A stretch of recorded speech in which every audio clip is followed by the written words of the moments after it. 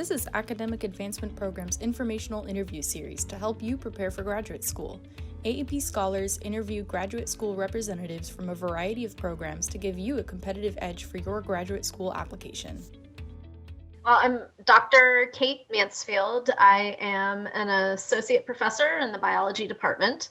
I'm the head of the Marine Turtle Research Group at UCF, and I'm also the biology department graduate coordinator. Awesome. Okay, so for the first question, what do you look for in a CV of a competitive grad school applicant in biology? There are two answers to this. One is kind of from my perspective as the PI and head of my own lab. And then one is also from the perspective of being on the graduate selection committee for reviewing applicants as they're applying for our graduate program as a whole.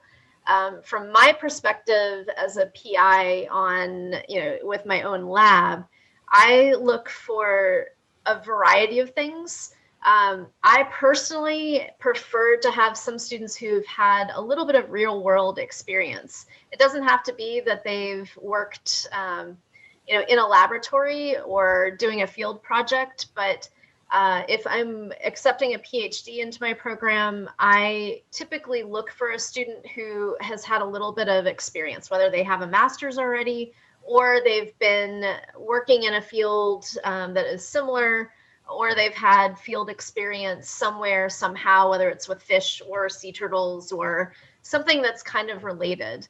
My lab is very, very field intensive, and that's just not for everybody. And so those students who have a little bit of experience, have a little bit of real world experience in terms of being resourceful and being able to figure some things out on their own, which are skill sets that you can learn in a variety of different, positions and jobs and otherwise.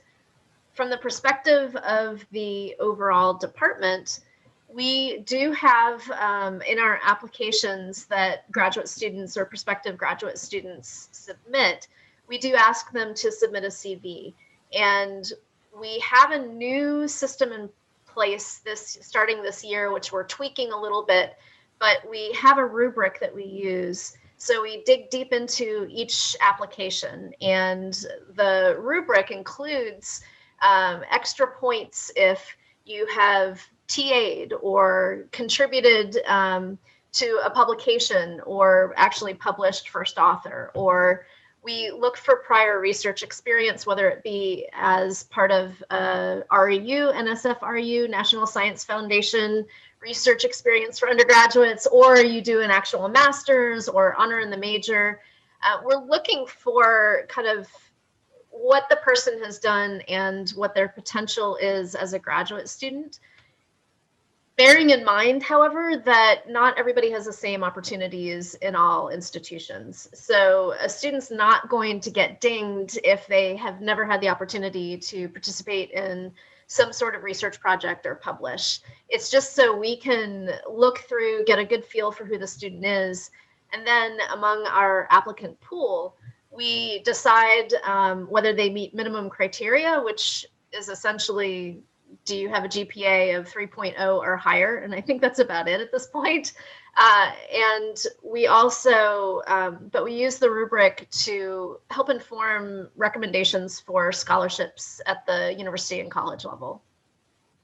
Nice. I like the rubric. I've never heard of a system like that. That's cool. We're trying to implement the rubric along with interviews. So the process is a little bit different this year. And this whole approach was in response to the biology department unanimously voting to get rid of the GREs. And as one of the criteria that we use as part of our application process. So in addition to the GPA of 3.0 or more, which is a university rule, we were also obligated to use a GRE metric as well. But we were able to figure out that it's still something that is required at the university level in certain conditions. Like if you are applying to a PhD program, but you don't have a master's already, then, and I think also, and I always get this mixed up, but if you're applying to the master's as well, I think you need to have your GRE at the university level, but we redact that and ignore that for our whole admissions process, just in part because there are a lot of studies out there that indicate that the GREs are somewhat discriminatory and do not fully represent the future potential of graduate students. Mm-hmm. Okay, so for the second question, do you look at students' ePortfolios if they share them with you?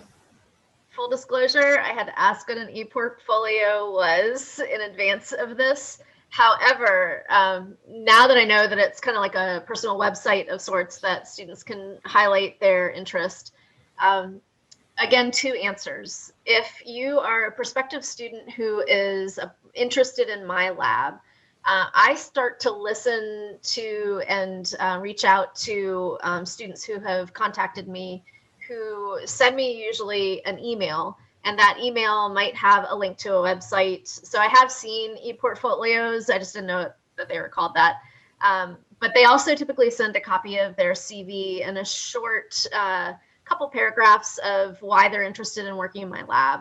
And if I find somebody, if I hear from somebody that interests me, that has skill sets that I may be looking for in the next year or so, I'll contact them. And I usually do my own due diligence and try to figure out who they are. If they sent links, I'll follow through and look at them in advance of a Zoom or Skype meeting, just so I have a better feel for who they are. So me looking to bring in a student to my lab, I'm looking for somebody who's going to be a good fit, who has interests that are, appropriate for what my lab does. If I'm not a molecular lab, but I collaborate with people, so I'm looking more for a field-based person. And so any information that I can get, Google stalking or otherwise, helps. From the perspective of the graduate committee, the other side of this is that we do not have a criteria in our admissions process that specifies ePortfolios or websites. So in order for the grad committee to be fair and unbiased, we only evaluate those materials that are required. So that includes an online application, which has a few questions that are asked, and those are kind of vomited out into a PDF that we get as a graduate committee. A copy of the student CV will be uploaded. Personal statement is part of that, with specific criteria that we ask for to be included. And then 3 letters of recommendation and transcripts. So to be fair to everybody, not everybody would have an ePortfolio. So at the time of admissions review, that's when we pretty much stick to what we've been given.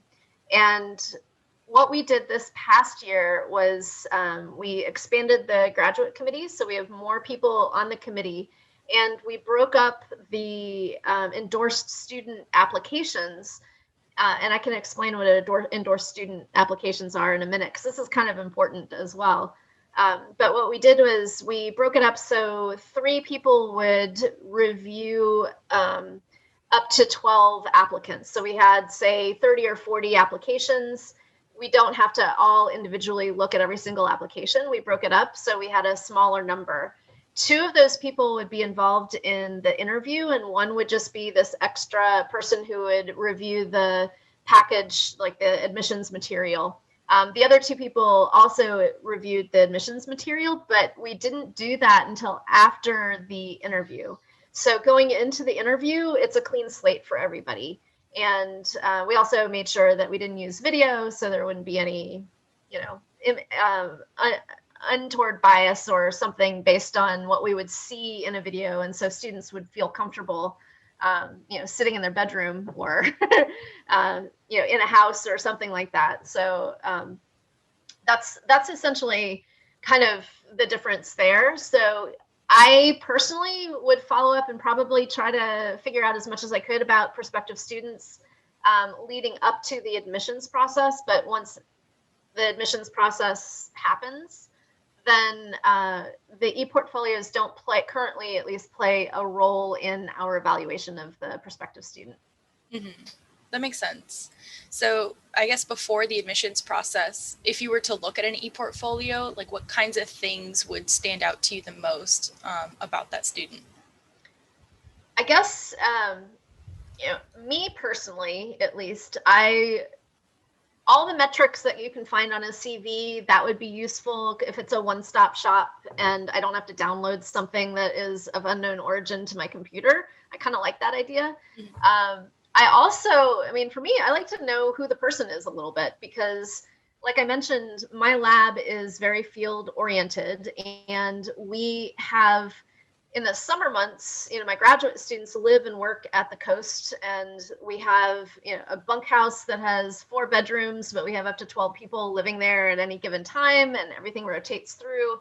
So it's important that I get to know the person a little bit as well to get a feel for whether they're a good fit for the people that are in my lab. I usually follow this up with top candidates and invite them to come join us in the field at some point just to see how they do. And it's just also, it's as important for a prospective student to think that they're going to be part of a lab that they're going to be happy in as finding that good fit for me with my grad students and my lab and my team and anybody coming in. So personally, I kind of like to see that there's depth to a person, and if there are hobbies or things that kind of make them stand out a little bit. Are they artists? Have they done outreach? Are they involved in the community in some way? Are they open to that? Do they have skills that may complement what goes on in my lab, even if it's something like photography? I do photo contests every year with my summer interns and graduate students because we are constantly hit up by the media for images of turtles. And so if we can, I have a couple of students who really love photography, and that's been glorious for them because they've been picked up by the AP and Reuters and in New York Times and things like that. So I look for interesting people that I think would be a good fit. And I, of course, try to really take in the whole picture, not just what I see on a website, but also meeting the person and seeing their CV and everything else. Mm-hmm. All right. And then to move away from ePortfolios, in an admission statement, what do you specifically look for the applicant to address? So in the biology department, we do kind of outline what we look for. And essentially, we're looking for enthusiasm for science, for their chosen field. We do want, hopefully, to be listed there, but we've added an extra note or like a field for people to fill out in that online application of who they plan to or what lab they would be affiliated with, or who they've spoken to in advance of applying for the faculty endorsement, because that just helps us match up an application with a faculty member, and we can always remind them, it's like, hey, are you still interested in this person? We do look for kind of what they plan to do in the future, like what are your career goals? Not that you have to be tied to them, but we want to see that there's some thought put into a graduate program, which is kind of an investment in time on many levels. So we want to make sure that that person is ready for it and acknowledge that they're ready for it, and this is a logical step in their career path. And we also, basic stuff, how if it's written well with not many typos, and the basic professionalism should be there as well, instead of misspellings and poorly worded sentence structure, things like that, because that will kind of stand out, and it may stand out before the application even gets to the committee, because as I mentioned before, faculty endorsements are really, really important. So I can speak to that because I think this is something that not everybody understands. In our department, we are trying to be very clear and spell this out, but this happens at so many other graduate schools across the country, at least in the US, where you apply to a program where if the program is set up as you would be joining a specific lab as their graduate student. So you'd be mentored by an advisor, not necessarily the programs where they bring in a cohort of 20 people and everybody takes the same classes. And you might do a non-thesis, thesis or internship or something. This is kind of like that mentorship hierarchy. So that involves not only meeting certain departmental qualities and qualifications to be found acceptable to the program, but you also have to kind of fit into somebody's lab, and that faculty member needs to say, yes, I want that person. And kind of behind the scenes, this happens where applicants, we get 100 applicants or 70 applicants, but the reality is that within our department, we only have 20 some odd research faculty. So they're likely already going to have sussed out their top candidates. And then we give them access to the applications in a folder, and they then kind of go through, and they're given a couple weeks after the deadline to tell us who are the students that are the prospective students that they endorse, that they would potentially bring into their lab. So this year I think we had 70 some odd applicants, but only 30 some odd prospective students were endorsed. And then those are the ones that the committee will look at to see if they meet those minimum acceptable qualifications, and then fill out the rubric and then do the interviews. So we're not looking at everybody. And I try personally, as a faculty member, I try to be very transparent with prospective students. There are some uncertainties because we get graduate teaching assistantships that are provided by the department, and those are doled out to incoming students based on a variety of factors, mostly dealing with how much money we have in the department and how many people graduated, freeing up existing GTA lines. And then beyond that, it's, if you have junior faculty, they're prioritized over senior faculty to get these GTAs because they're still working towards tenure. And so, I may not get a guaranteed GTA line for an incoming student every single year. And so that factors into whether I might consider students or not. And you could get students on a wait list for acceptance based on GTA funding, but or I could have a grant and I could pull them in which case I can get a student. But for the most part, it's you need to have that connection with a prospective advisor in advance, because they're the ones that ultimately can say, yes, I want that person. Yes, I will take them into my lab if certain conditions are met and if there's funding available. Mm-hmm. Okay. And then overall with the application, how can somebody stand out? I would say, practically speaking, reach out to prospective faculty. If you're applying for a program that is kind of that mentorship hierarchy, reach out to faculty in advance, like 3+ months in advance of any application deadline.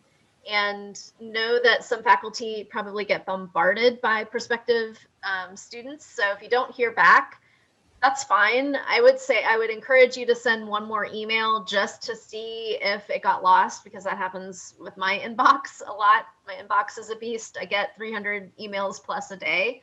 And so sometimes I do miss people, but I do try to kind of go back through. But I also get upwards during, that fall period leading up to admissions, I will get at least 1 or 2 people pinging me a day, if not during the off season, 1 or 2 a week. And so that's a lot. I can't take everybody into my lab. So I do triage, but reaching out in advance, making that connection with the prospective advisor well in advance is super important.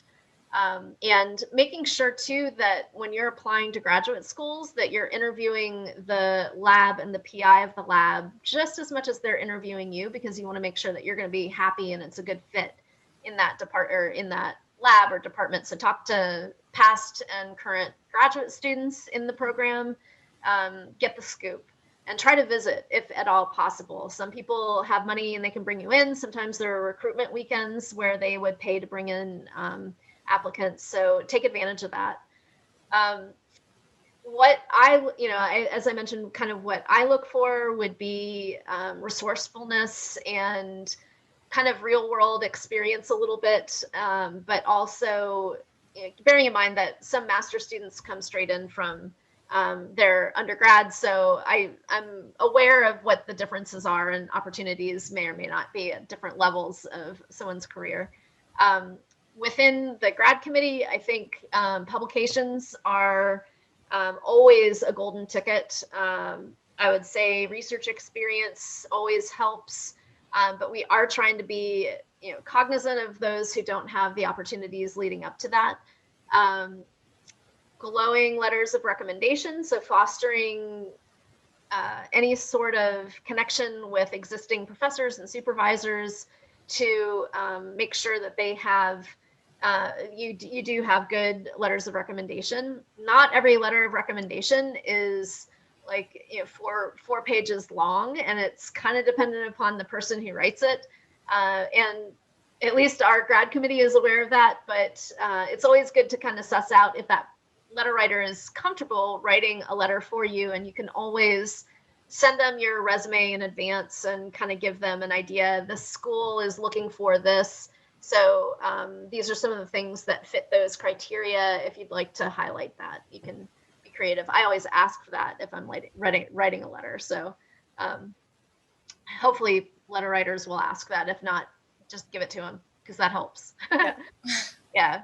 And then aside from that, I would say, the GPA is okay. I mean, if you're a 4.0 student, you'll definitely, that'll be a bonus for you. But we accept students as long as they're above 3.0. And I think a lot of graduate programs around the US may have some minimum criteria that they should have, posted available in their application, like before you apply type info page, or you can always reach out to my equivalent and just ask if they have a minimum criteria. Some might be 3.5, something like that. But the university here at UCF has a cutoff of 3.0, but we are allowed to accept into the program a percentage of our overall cohort who may fall under 3.0, which is why we have the rubric, so we can dig into that person's experience. So maybe they just had a really crappy, freshman year,